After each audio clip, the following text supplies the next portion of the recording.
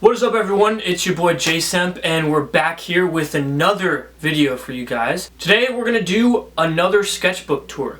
See, I have tons of sketchbooks, and so last time we did a sketchbook that I think I made my freshman year of high school. It got me thinking, why not do one of my sketchbooks from my freshman year of college. Right now I'm a junior in college. This was not too long ago, this was only a couple of years ago, and so yeah, let's dive right into it.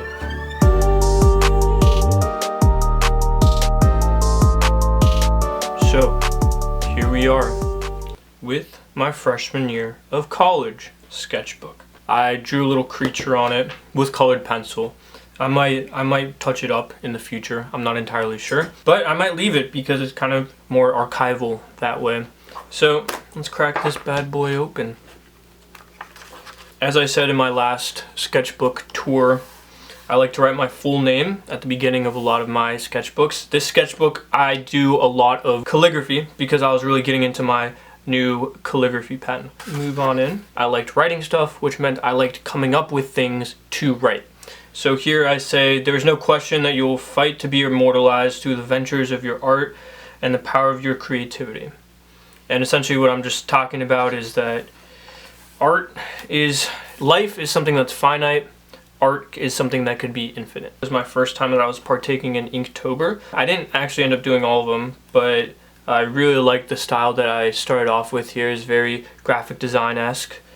And so I tried kind of going, so this was, the last one was underwater. This one is long, but I liked the wavy theme that I was going for, and the underwater theme that I had gone for, so I wanted to do a mermaid. And you'll see some figures in this sketchbook because my freshman year, first semester, I was in figure drawing, and so I was doing a lot of practice in that area. Here I have some graffiti, and it just says J-Semp, and I got it in calligraphy here. What I was doing with these pieces is I was working with a pen, and then I painted in the ink on the background. So this isn't paint, this is ink that I painted in with a brush. More calligraphy practice, fun. Here's some figures. This was with paintbrush with ink because this just says India ink, which means I was just painting straight from my little canister of ink. Some more figures. Just gonna keep on going. Yes, these are some ideas for a large painting that I was going to work on. Another figure here. A lot of messy stuff in the sketchbook. The last sketchbook tour that I did, it was my first moleskin. I just wanted everything to be actual art pieces. There are some pieces in here that I spent a lot of time on, but I also utilize this as a sketchbook, writing down ideas, scribbling ideas, right? This is just an idea that popped in my head and I just kind of scribbled down. But then you also have pieces like this where I spent, over an hour, a couple hours on it to make it look really, really nice. You have the kind of juxtaposition of very simplistic work with more detailed. The real ideas for large paintings that will immortalize you. That's what I wrote here. As you'll have heard in one of my past videos, I said I want to change the masses, and I wasn't lying when I said that. I want to do that by having my work be living way past my lifespan. I was working on some more ideas. I mean, when I sketch my ideas, I do it in such a rudimentary fashion, just really quick, sometimes undecipherable sketches to others. These were fun pieces that I did. I remember doing these. I remember doing these because it was the first time that I had drawn a piece in pen, the outline of the piece in pen, and then I decided to shade it in with pencil. The Buchanator. So this was definitely during the time of my figure drawing class because it was more of an anatomy class. We had to learn all the muscles in the body and we had to memorize them. Our final for that class was you put a skeleton in the front of the classroom. We had to draw the skeleton and then from memory draw on all the muscles onto the skeleton and label all of the muscles. And I liked writing the funny names like Buchanator or Ocularis Oculi. This is an idea that I've been toying with a while. I had this in a different sketchbook as well. I call it Soulless Mates. Both of them just have black eyes or holes in their eyes. And instead of soulmates, they're soulless mates. You can pause and read this. I think I was sitting at my desk in my dorm room and I wrote down everything that was around me. My freshman days of drinking water out of the sink in solo cups and studying by the lamplight. I love this page so much. It really just embodies my freshman year of college. Oh, the days. Chaos. I'm not exactly sure what this says. This could have been a time that I was Snapchatting someone that I know from high school that speaks Chinese. I hope that it's appropriate. Like that.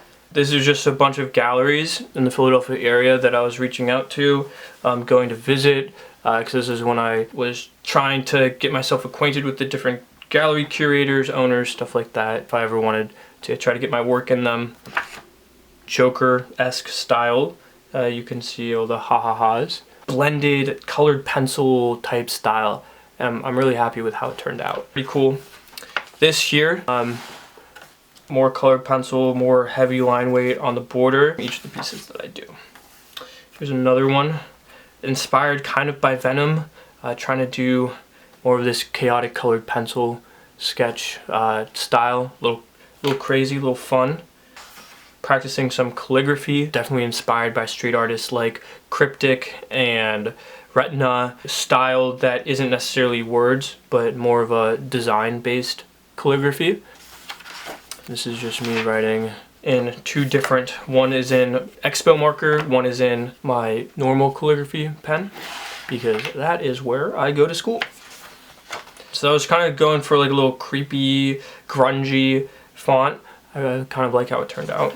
This was also a creepy font that I was going for, more Halloween time. This was close, this is definitely in October. This is different ways that I was thinking about doing the makeup on a potential painting that I was doing. More of this type of style, more sketches for potential painting. And this is when I was kind of getting more into my brush pen work.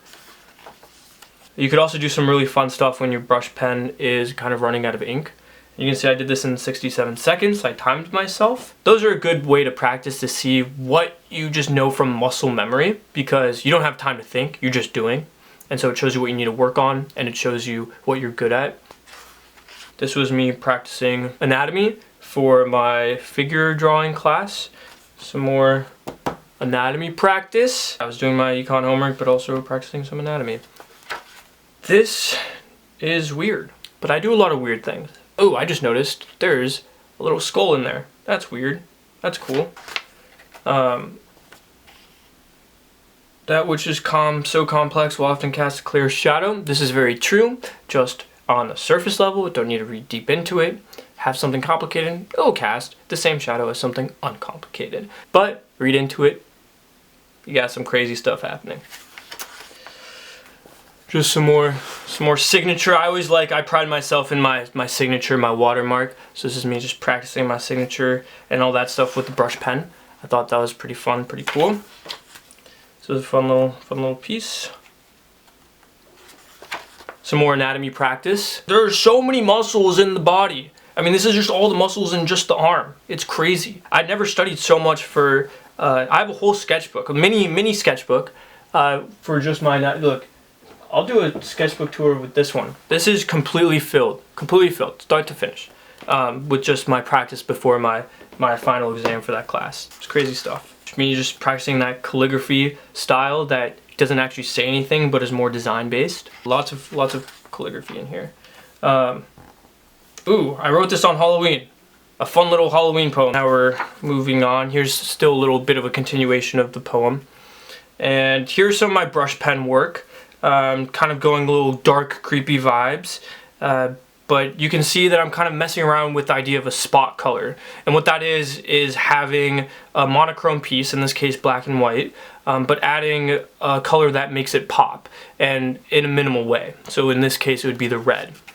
And so for this piece I do the same thing, and again keeping with the Halloween monster theme, but also doing the dark shadows, definitely inspired by comic book ink work. Again, another Halloween piece, utilizing the strokes of the pen and in this case kind of making it a little wispy to give it kind of like a reflection. I like the idea of this guy or character kind of just poking his head up above the water. So for this I used the calligraphy pen to create this piece as opposed to the brush pen, and so the calligraphy pen enables you to have two different line weights, really thick and really thin, unlike the brush pen where you can get a gradual thick to thin. So you can see I have the really thick strokes for the hair and then using the corner to get the really thin lines for the details. I think this is me attempting to do a bit of a tree of life type drawing. I say the chaos of the branches holds the simplicity of the leaves. Another philosophical quote that I came up with. Ooh, this is one of my favorites because it has a very deep meaning behind it. So I say, that which is done determines whether it is the Gorgon or the chisel that immortalizes you. The meaning behind that is it all depends on the path that you choose. For example, the Gorgon, which is like Medusa. If you choose the wrong path, you'll be immortalized in infamy, like turned to stone by this monster. Or you can choose the right path and be immortalized through all the good things, which would cause you to be, you know, immortalized by the chisel, turned into a statue. That's a fun little saying I got there. You were born for a reason, to be remembered for greatness. To be continued. Yeah, I sometimes like to end my sketchbooks with motivational words, so that whenever I look at it in the future, that I can read that, be motivated to, you know, do more art, keep on going, strive to be better. So with that being said, I'm gonna cut to the outro, and yeah. Well, I hope you guys enjoyed that little sketchbook tour. Definitely many more to come, so comment if you want to see more. We'll just pick and choose randomly. I'm not doing it in any particular order. But yeah, if you guys liked the video, let me know. If you're feeling kind, gently tap that like button. If you haven't already, please feel free to subscribe. And yeah, I'll see you in the next one.